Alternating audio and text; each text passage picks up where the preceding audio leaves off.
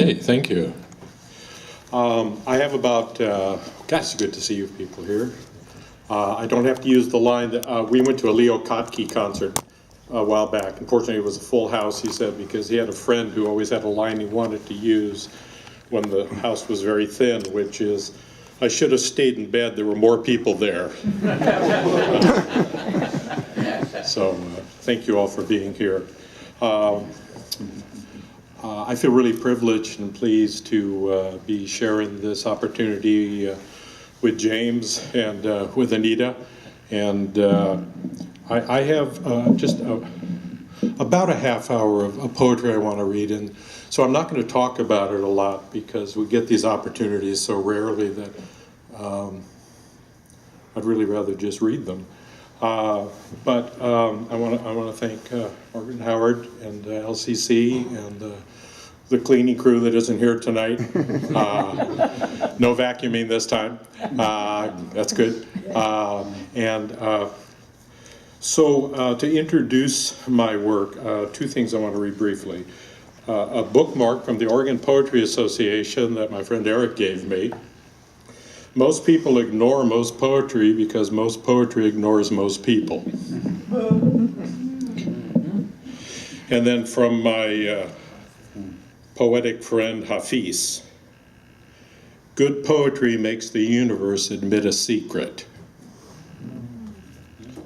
So you'll catch on that I'm mostly a storyteller, but with hopefully some ideas hidden in there.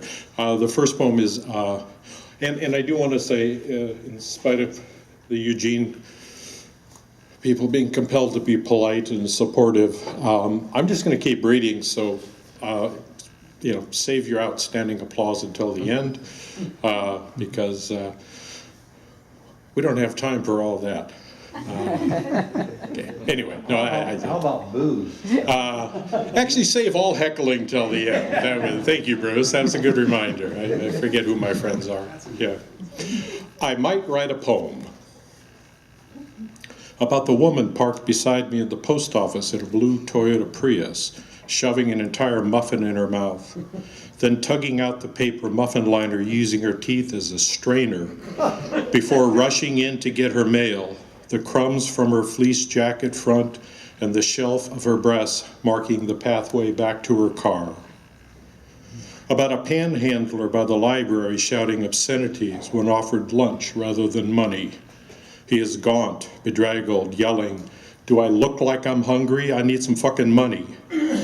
The Good Samaritan, hunched, shrinking, backing away and intoning, "I'm sorry, I'm sorry, I'm sorry." About the exhausted and exasperated mother in the Safeway produce department, trying to rein in three boisterous children spinning like Tasmanian devils. She looks around in apparent despair, swats the nearest child with a bunch of celery that erupts into flying stalks, and suddenly they're all frozen in disbelief.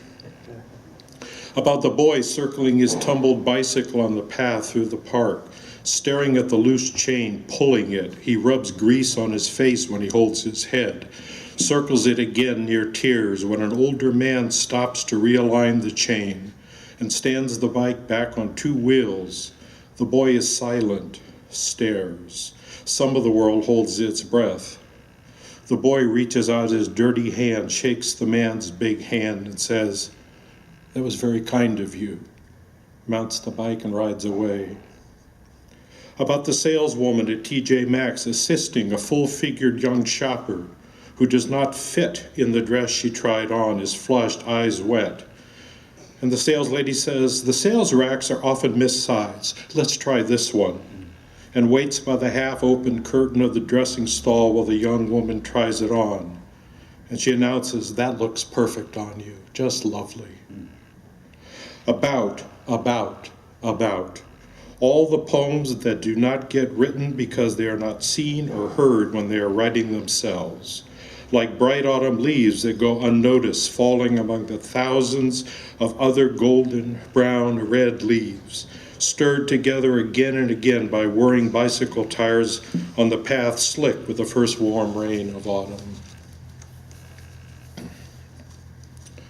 And this one.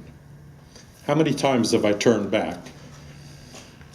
The first time you cross an unfamiliar river that interrupts your eagerness to reach your destination, you are counting on stones that offer barely dry footing, a suggested path to the other side, but there aren't any promises.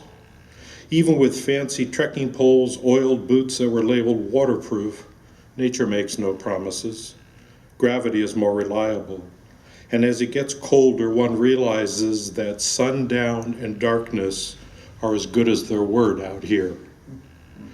In spite of your calculations, you do not know how much further it is to camp, a warm fire, and a meal. One avoids thinking, how far am I from safety? Because it is like wondering how close one is to death and the unknown. The stones are simply stones, stable, steady, or balanced to roll under a cautious step. All they promise is that they are there. And that may suggest some permanence, even odd sense of commitment to nature lovers. They have just settled temporarily, perhaps, after a recent rain and turbulent waters. Presence of moss guarantees nothing. Of course, one could hike up or downstream, however long it takes looking for an alternate route in the dark. At some point, a choice must be made based on trust, an act of faith for those who speak of experiencing the spiritual in nature, or one can turn back, the river not crossed, and asked, how many rivers have I feared to cross? How many times have I turned back in this lifetime?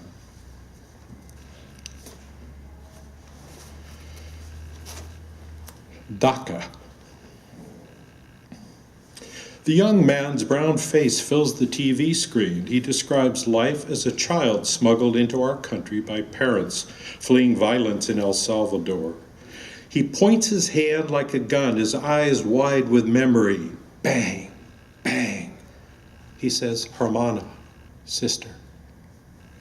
The interviewer asks him what he likes best about America. There is confusion, a brief exchange in Spanish with the interpreter who says, Los Estados Unidos. Ah, yes, says the interviewer, what do you like best about the United States? The young man replies rapidly in Spanish. El Joven says, he loves cars, how their owners wash, wax, and vacuum them, wipe them down, and park them like treasures that have their own rooms to sleep in. And swimming pools filled with wonderfully clear, clean water to play in, water that irrigates nothing. How men who look like him clean and vacuum those pools, mow lawns and weed gardens where there's nothing to eat. He finds that funny. And pets. How people feed and groom dogs and cats like children, even take them to doctors in their clean cars. Shaking his head in disbelief, he describes a lady walking a pig on a leash. Asked what kind of life he dreams of, he says, I dream of being an American dog.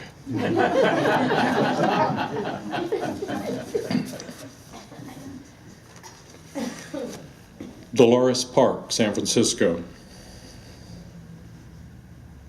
Unseen among the rainbow kites on a blue background, invisible angels drawn by a sadness in this park that even music, weed, and half-naked young men and women cannot hide.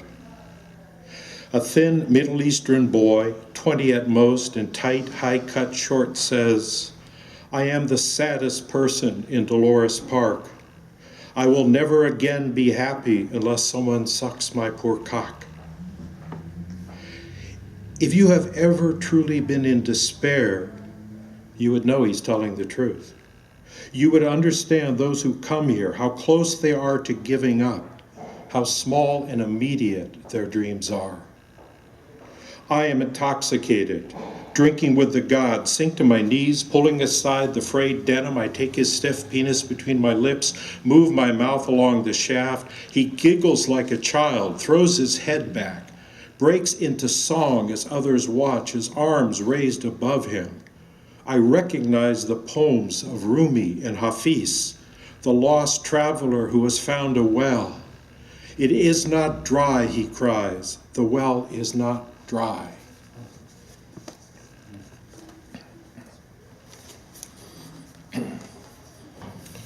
This one came out of a wonderful trip. My wife and I got to take this summer to a part of the world I hadn't visited before. It's called War Story.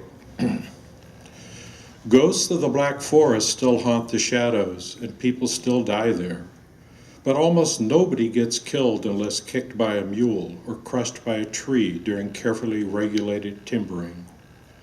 Sometimes the wild boar population spikes dangerously, and a hunter with a borrowed gun gets shot accidentally during an organized culling. Whoever dies there is well known and likely to be missed, because those who live there have held their land for generations. They remember those who died in war, waves of violence that swept back and forth through trees that still hold the echoes of machine guns, bursting hand grenades, men screaming with pain in the dank trenches entangled in angry barbed wire. Years ago, a farmer grubbing for truffles found a diary, saw a corner sticking up through the duff and took it home, was too tired and cautious to pull apart the pages that had been stuck together for decades. He put it in a dry cupboard where his wife kept linens, and it went unnoticed until she saw it years later and asked what such a filthy thing was doing with her clean linens. And the old husband could barely remember.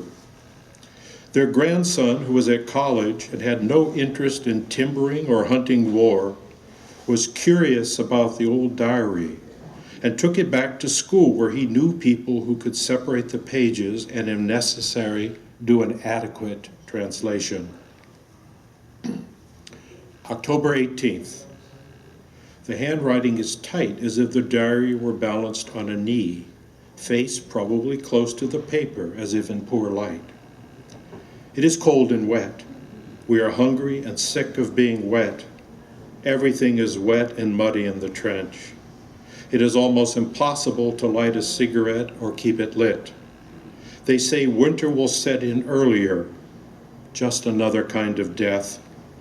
My friend was shot through the head by a sniper right next to me. He was careless, lighting a cigarette in the dark. They warned us about that. His head exploded. I now have blood and brains on my mucky uniform. I took a letter and photographs of his girlfriend from his pocket. She is fat and ugly. I wonder if he was careless because he didn't care about getting home to her. He promised to marry her if he got home. I told him he didn't have to marry her. A lot of guys go home and break the promises they made before combat. We all show each other pictures of our girlfriends. I think some guys lie and show photos of women they don't even know, just to pretend someone cares about them other than their mothers. I bet mothers wish their sons wanted to live for them, that they are enough. My girlfriend is beautiful and real. I crouch in this blasted mud with bullets hitting the bank behind me and shells exploding and stare at her. I want to see her again. I want to smell and touch her. I don't show her picture to other guys because her breasts are bare. She said that was just for me. If I am killed, I hope I'm shot right through her photo, which is near my heart, or blown up suddenly. I don't want anyone else to see her naked. I haven't shown her to anyone because I can't bear to think of soldiers in this filthy, filthy place imagining her and touching themselves. The forester asked his son if there were any clues about what happened to the soldier. His son said no, that there was no way to know if he had lived or died. In truth, the son had simply lost interest in the diary. He never gave it back to his father or mentioned it again, and his father never asked him about it again.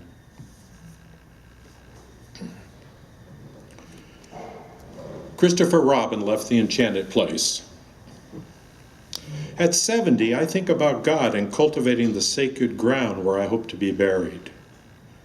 At 10, I worried about covering second base in wing-tip shoes. I was not allowed to wear sneakers because lack of arch support would further flatten my feet. I was also forbidden to eat peanut butter if I could not immediately brush my teeth. Fallen arches, flat feet, and poor teeth were once reasons for exemption from military service. At 70, I heard a National Public Radio interview of a 10-year-old boy who was in trouble for not following instructions during an active shooter drill at his elementary school in the wake of a student's slaughter at a Florida high school. He had ignored orders to retreat to the rear of the classroom to hide. He ran toward the door. Asked why, he said he would rush the shooter in an attack. I have decided to take a bullet to save my friends.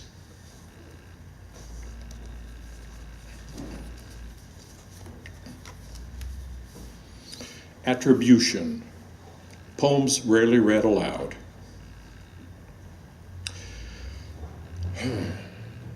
If I were not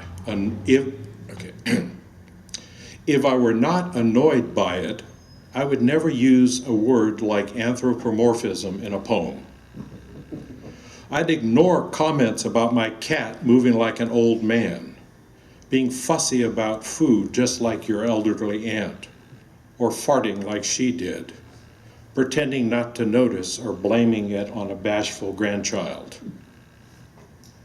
I loved this old cat who was in pain he did not comprehend, but still slept as close to me as he could until he sought privacy but did not run away to hide and die. I can't claim that my love manifested in him as a desire to stay closer to me, or that he understood the choice we made. I wasn't amused when others said, "He's being tetchy like your Uncle Bob was," when he made it clear he didn't want to be touched by strangers, or said he looked sad, annoyed, impatient, or confused, like old people who sometimes get upset even when we're trying to be helpful. As best I can tell, Uncle Bob was in pain, most likely untreated prostate cancer in his bones, and he didn't want help and didn't want to ask for it when he hung himself alone in his yard and guaranteed the end with a shotgun blast that left a mess for others to find and clean up. So I don't want to hear that Uncle Bob and my cat both had the same frown in their last days, or that they shared a similar assessment about how much or little life remained worth living. The point of sadness, of grief, is to make peace with each, without comparison or explanation.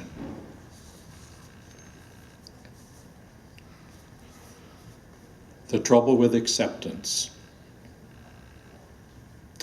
As a boy, I wondered how to explain an A on a spelling test with a less than perfect score, having been told I could do better. I wondered if I could safely bring a friend home to play or have dinner after school, calculating the odds of my father drinking. Alcoholism runs, and sometimes hides, in our family. I know. Currently in South Africa, rates of HIV/AIDS have increased dramatically among young women and girls, mostly the poor who rely on older men to feed and shelter them. Men who believe they have the right to fuck without protection in exchange for care. Asked if this concerns her, a 16-year-old seems puzzled by the question and replies, "AIDS runs in my family." She knows.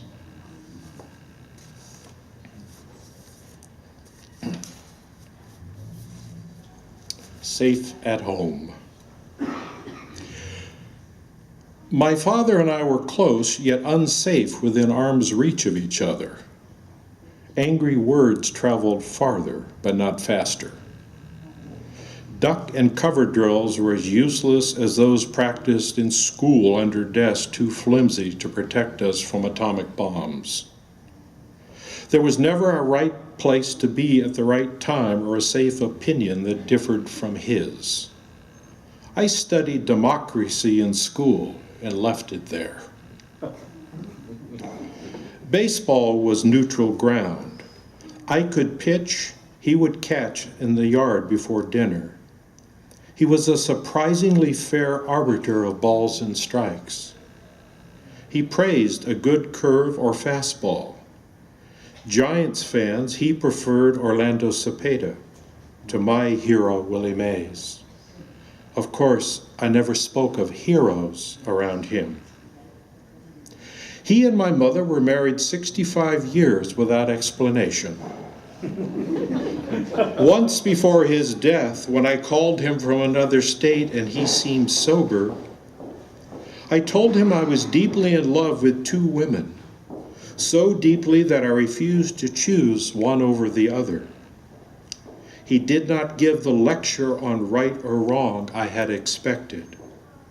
He surprised me by telling me to trust my heart. You don't have to decide. Time will tell, he said. Either way, it'll hurt.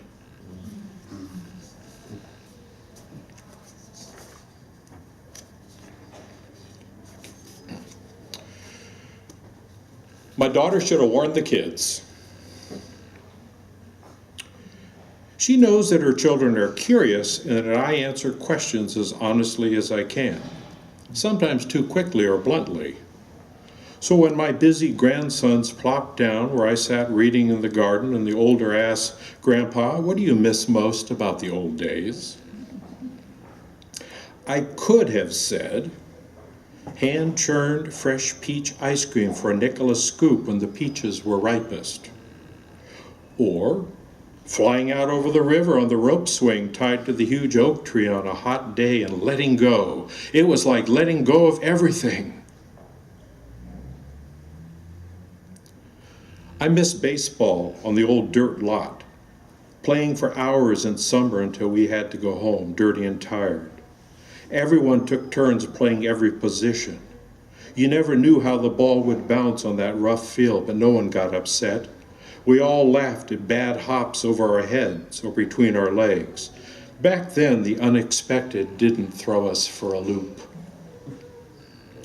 I miss my motorcycle, I said, and immediately felt myself leaning dangerously into the curves along the narrow coastal highway, salt air stinging my face, thinking about fresh oysters and chilled wine by the fire at Point Reyes campground, content beside their grandmother before she left, when she was excited to ride motorcycles, swim naked in the ocean, count shooting stars, and make promises. I don't share details that make her right or wrong for leaving, or how that one did throw me for a loop. I miss scotch and tequila, I said. For a while, scotch and tequila were the most necessary things in my life, along with cocaine. They have never seen me drink and know their mother and I have been going to AA meetings for over 30 years. I liked scotches that tasted smoky right out of the peat bogs, like one would drink alone watching a thunderstorm in a barren place. Tequila was sunny days and loud music with strangers. What I miss most is fucking.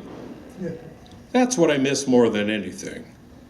Lost in the excitement of the senses, the electric feel, the scent, the taste, the stickiness of eager bodies, the wonderful things people say at moments like that, things that would sound ridiculous at any other time or place, the absurd promises that sound so reasonable when you're gasping for breath and should shut up. But someone cries out, "Is it good?" After dinner, we walked their dog to the artisan ice cream parlor for dessert, tasting lavender, ginger, and sea salt cashew caramel ice creams. "It's good, isn't it?" asked my daughter. Later, the boys are in bed after I've read to them. My son-in-law fine-tunes the lineup for the Little League team he coaches. My daughter and I sit out on the patio and she says, "The boys say you really miss playing baseball. I'm glad you can watch their game tomorrow. It's on a beautiful field with a smooth grass diamond."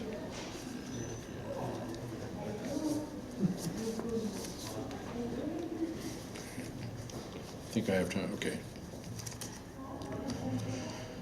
And I'll end up with this one. Folk got ways. Around here, folk talk about upstream and downstream as if we live on a river. It ain't even a stream, and at most just an irrigation ditch. Starts up higher and rolls down the valley till it runs out of water. And it do sometimes. We're on the lower end, land our families worked for as many generations as anyone not dead can remember.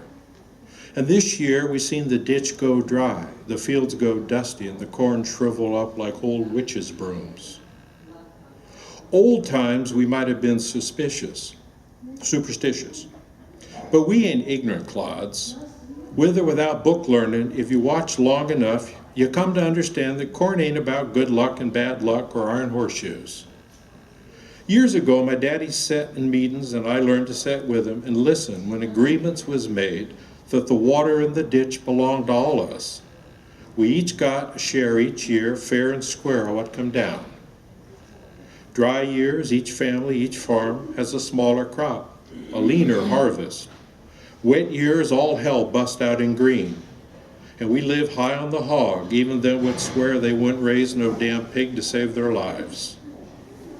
There's the right way to live a hard life, whether you be sitting at the top of the valley or the butt end down low. And that's just how it was done. If a farmer busted his leg, friends showed up to bring in what he growed. Lately something changed, something we know ain't right. When high up the valley there be a thick quilted green, and down low be looking like dried out burlap unfolded, and the tail end ditch a hard cracked mud. We know for sure uphill some peckerwood been taking more than his share out of the ditch, and tough beans the poor bastard down the line, come hell or high water. And it looked like here comes hell on a mean-ass mule. Some farmer going to be taking his deer rifle up there and asking how it's going to be made right, how his family going to store enough corn or squash, whatever else he needed, let alone the new dress he promised his wife. Got laws now, but no one's waiting for the government agent in clean khakis and polished shoes to come out thinking he can set to rights with a fine nobody's got money to pay. And who gets the money anyway? That ain't how it been done in the valley.